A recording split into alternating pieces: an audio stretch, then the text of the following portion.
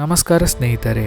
ದಿಲ್ಲಿ ವಿಮಾನ ನಿಲ್ದಾಣದಲ್ಲಿ ಇಡೀ ಜಗತ್ತೇ ಬೆರಗಾಗುವ ಒಂದು ಘಟನೆಯಾಗಿದೆ.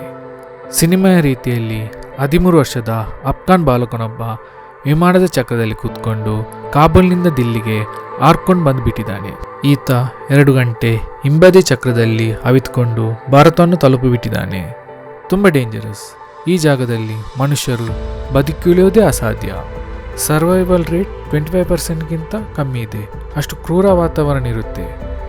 ಅಂಥದ್ರಲ್ಲಿ ಈ ಹುಡುಗ ಅಫ್ಘಾನಿಸ್ತಾನದಿಂದ ದಿಲ್ಲಿ ತನಕ ವಿಮಾನ ಚಕ್ರದಲ್ಲಿ ಕೂತ್ಕೊಂಡು ಹಾರ್ಕೊಂಡು ಬಂದಿದ್ದಾನೆ. ಇಡೀ ಜಗತ್ತು ದಿಗ್ಭ್ರಮೆಯಿಂದ ನೋಡ್ತಾ ಇದೆ. ಯಾರು ಈ ಹುಡುಗ, ಯಾಕೆ ಬಂದ, ಹೆಂಗೆ ಬಂದ, ಅಲ್ಲೆಷ್ಟು ಜಾಗ ಇರುತ್ತೆ, ಹೆಂಗಲ್ಲಿ ಕೂರಕ್ಕೆ ಸಾಧ್ಯ, ಎಲ್ಲವನ್ನು ಎಕ್ಸ್ಪ್ಲೇನ್ ಮಾಡ್ತೇವೆ. ಕಡೆ ತನಕ ಮಿಸ್ ಮಾಡಿದ ನೋಡಿ. ದಿಲ್ಲಿಯ ಇಂದಿರಾ ಗಾಂಧಿ ಅಂತಾರಾಷ್ಟ್ರೀಯ ವಿಮಾನ ನಿಲ್ದಾಣದಲ್ಲಿ ಸೆಪ್ಟೆಂಬರ್ 21ರಂದು ಎಲ್ಲರೂ ಬೆಚ್ಚಿ ಬೀಳುವ ಘಟನೆ ನಡೆದಿದೆ. ಅಂದು ಬೆಳಿಗ್ಗೆ ಸುಮಾರು 11:10ಕ್ಕೆ ಅಫ್ಘಾನಿಸ್ತಾನದ ಕಾಬೂಲ್ನಿಂದ ಬಂದಿಳಿದ ಕಾಮ್ ಏರ್ ಸಂಸ್ಥೆಯ RQ4401 ವಿಮಾನ ತನ್ನ ಪಾರ್ಕಿಂಗ್ ವೇನಲ್ಲಿ ನಿಂತಿತ್ತು. ವಿಮಾನದಿಂದ ಪ್ರಯಾಣಿಕರೆಲ್ಲ ಇಳಿದ ನಂತರ ವಿಮಾನದ ಸಮೀಪ ಅನುಮಾನಾಸ್ಪದವಾಗಿ ಓಡಾಡ್ತಿದ್ದ ಬಾಲಕನೊಬ್ಬ ಗ್ರೌಂಡ್ ಹ್ಯಾಂಡ್ಲರ್ ಸಿಬ್ಬಂದಿಯ ಕಣ್ಣಿಗೆ ಬಿದ್ದಿದ್ದಾನೆ. ತಕ್ಷಣ ಎಚ್ಚೆತ್ತ ಸಿಬ್ಬಂದಿ CISF ಅಧಿಕಾರಿಗಳನ್ನು ಸ್ಥಳಕ್ಕೆ ಕರೆಸಿದ್ದಾರೆ. ಆ ಬಾಲಕನನ್ನು ಹಿಡಿದು ವಿಚಾರಣೆ ನಡೆಸಿದಾಗ ಈ ಭಯಾನಕ ಸತ್ಯ ಹೊರಬಿದ್ದಿದೆ. ಆತ ಅಫ್ಘಾನಿಸ್ತಾನದ ಕುಂದುಂಜು ಪ್ರಾಂತ್ಯದವನು. ವಯಸ್ಸು ಕೇವಲ 13 ವರ್ಷ. ಆತ ಕಾಬೂಲ್ನಿಂದ ದಿಲ್ಲಿಗೆ ವಿಮಾನದ ಲ್ಯಾಂಡಿಂಗ್ ಗೇರ್ನಲ್ಲಿ ಕುಳಿತು ಬಂದಿದ್ದಾನೆ.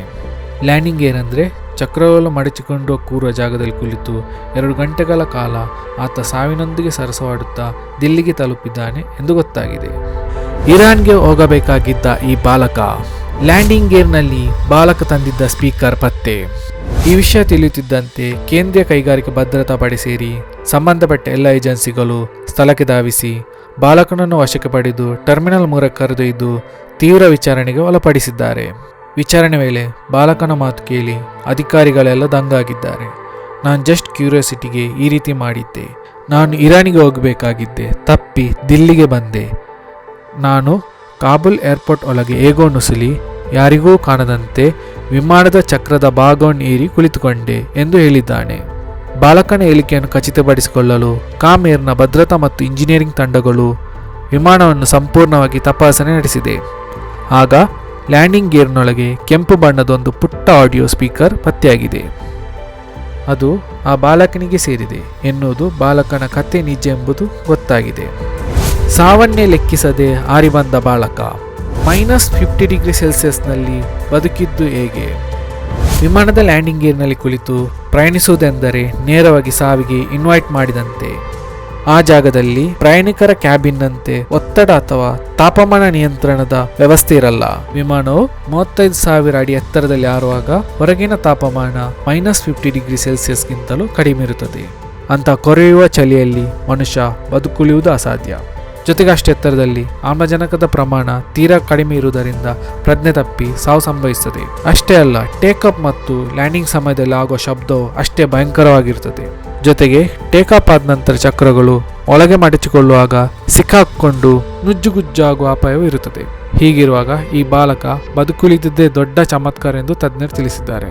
ವಾಯುಯಾನ ತಜ್ಞರ ಪ್ರಕಾರ ಕಾಬೂಲ್ ದಿಲ್ಲಿ ಮಾರ್ಗದ ಪ್ರಯಾಣದ ಅವಧಿ 2.5 ಗಂಟೆಗಿಂತ ಕಡಿಮೆ ಇರುವುದು. ಜೊತೆಗೆ ವಿಮಾನ ಅತಿ ಹೆಚ್ಚು ಎತ್ತರದಲ್ಲಿ ಹಾರಾಟ ನಡೆಸದೇ ಇರುವುದು ಆತನ ಜೀವ ಉಳಿಸಿರಬಹುದು ಅಂತಾರೆ ತಜ್ಞರು.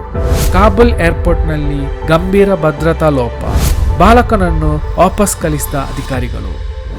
ಈ ಘಟನೆಯ ಬಳಿಕ ಏರ್ಪೋರ್ಟ್ ಅಧಿಕಾರಿಗಳು ವಿಮಾನವನ್ನು ಸಂಪೂರ್ಣವಾಗಿ ತಪಾಸಣೆ ನಡೆಸಿ ಸುರಕ್ಷಿತವೆಂದು ಘೋಷಿಸಿದ ನಂತರವೇ ಅದನ್ನು ವಾಪಸ್ ಕಳಿಸಿದ್ದಾರೆ. ಇನ್ನು ಬಾಲಕನನ್ನ ಎಲ್ಲ ಔಪಚಾರಿಕತೆಗಳನ್ನು ಮುಗಿಸಿ ಅದೇ ದಿನ ಮಧ್ಯಾಹ್ನ 12:30ಕ್ಕೆ ಕಾಬೂಲ್ಗೆ ಹಿಂದಿರುಗಿಸುವ ಕಾಮ್ ಏರ್ ವಿಮಾನ RQ4401ನಲ್ಲಿ ಕಳುಹಿಸಿಕೊಡಲಾಗಿದೆ. ಆದರೆ ಈ ಘಟನೆ ಕಾಬೂಲ್ ಏರ್ಪೋರ್ಟ್ ಭದ್ರತಾ ವ್ಯವಸ್ಥೆಯ ಮೇಲೆ ಗಂಭೀರ ಪ್ರಶ್ನೆಗಳ ಸೃಷ್ಟಿಯಾಗಿದೆ. 13 ವರ್ಷದ ಬಾಲಕನೊಬ್ಬ ಇಷ್ಟೆಲ್ಲ ಭದ್ರತೆ ಮೀರಿ ವಿಮಾನ ನಿಲ್ದಾಣದ ಅತಿ ಸೂಕ್ಷ್ಮ ಪ್ರದೇಶವಾದ ಏರ್ ಸೈಡ್ಗೆ ಪ್ರವೇಶ ಮಾಡಿ ವಿಮಾನದ ಬಳಿ ತಲುಪಿ ಅದರ ಚಕ್ರದ ಭಾಗವನ್ನು ಏರಲು ಹೇಗೆ ಸಾಧ್ಯವಾಯಿತು ಎಂಬ ಪ್ರಶ್ನೆ ಈಗ ಎಲ್ಲರಲ್ಲೂ ಬಂದಿದೆ. ಆತನ ಅದೃಷ್ಟ ಚೆನ್ನಾಗಿತ್ತು, ಯಾವುದೇ ಅಪಾಯ ಸಂಭವಿಸಲಿಲ್ಲ. ಆದರೆ ಈ ಘಟನೆ ವಿಮಾನ ನಿಲ್ದಾಣಗಳಿಂದ ಭದ್ರತಾ ಲೋಪವನ್ನು ಎತ್ತಿ ತೋರಿಸಿದೆ. ಇಂತಹ ಭದ್ರತಾ ಲೋಪಗಳಾಗದಂತೆ ನೋಡಿಕೊಳ್ಳುವುದು ಅಗತ್ಯ. ಇದಾಗಿತ್ತು ಇವತ್ತಿನ ಇಂಟ್ರೆಸ್ಟಿಂಗ್ ಸ್ಟೋರಿ. ಇದೇ ರೀತಿ ಸ್ಟೋರಿಗಾಗಿ ದೃಶ್ಯ ಮಾಧ್ಯಮ ಯೂಟ್ಯೂಬ್ ಪೇಜ್ ಫಾಲೋ ಮಾಡ್ತಾ ಇರಿ. ಧನ್ಯವಾದಗಳು.